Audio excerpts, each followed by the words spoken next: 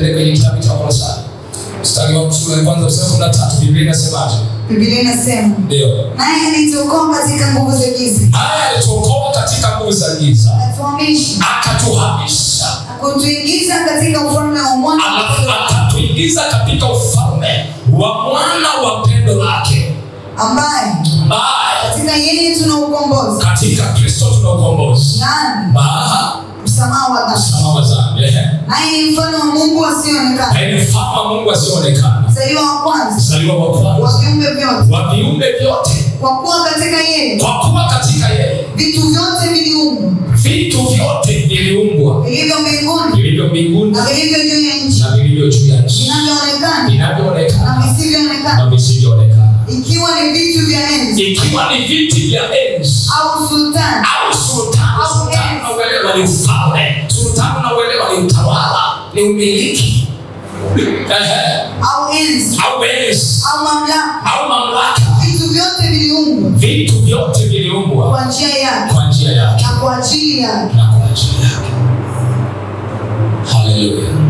Hallelujah. Hallelujah. Hallelujah. Na sio kupatanisha na nini? Je, kuokoka umeokoka, lakini umeokolewa kwenye fedha. Umeokolewa nafsi na mwili. Umeokolewa mwili, magonjwa yameisha. Umeokolewa nafsi, magonjwa hayajaisha. Kuna watu wameokoka ila magonjwa hayajaisha na wameokoka. Kuna watu walikuwa wagonjwa walipookoka wakapona. Kuna watu walikuwa maskini walipookoka Bwana akawabariki. Kwa sababu siku waliokoka mbingu ilimuhamisha kabisa katika ulimwengu wa roho. Akaingizwa katika agano la pendo la Kristo Yesu. Hallelujah.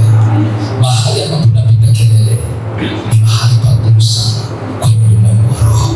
Inaomba Yesu nisaidie siku ya leo niweze kusimama katika ulimwengu wa damu na nyama kupitia nguvu ya kiroho. Basi niharibu juu ya ulimwengu wa roho. Nihamishe leo, unitoe kwenye ustawi wa kipepo, unitoe kwenye ustawi wa giza ambao unaniharibia, ambao inaonekana kama linastawi kumbe linaharibika. Niingize leo, nihamishe leo, uniingize leo kwenye ustawi wa nguvu zako ndani ya Kristo katika jina la Yesu. Najipatanisha leo, najipatanisha leo na vitu vizuri, napatanisha leo nafsi yangu, mikono yangu, hatua zangu na hatua zangu, na vision yangu na maono yangu, na vitu vizuri kiuchumi, kibiashara, kimahusiano, kihuduma kwa jina la Yesu. Amen.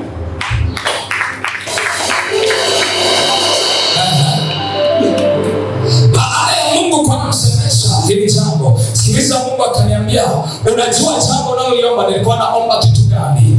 Juu ya roho ustawi, kuhamishwa kutoka kwenye ukiwa kwenye utupu, kuingizwa kwenye ustawi mpya, juu ya mambo yanayoonekana yenye chanzo chake katika ulimwengu wa roho. Unanielewa? Kwa nini hauna nguvu? Ni kwa sababu mahali tuliposali, mahali tulipoomba, hatukutumia neno lenye pumzi ya uzima, hatukutumia neno lililo hai. Kasema vitu vigumu kweli. Ili maombi yawe na nguvu, lazima mwenye maombi awepo. Yaani mtu wa ndani awe tayari ana nguvu ya maombi. Hallelujah. Hallelujah. Hallelujah. Ili ufanikiwe na kustawi, lazima uhamishwe kutoka mahali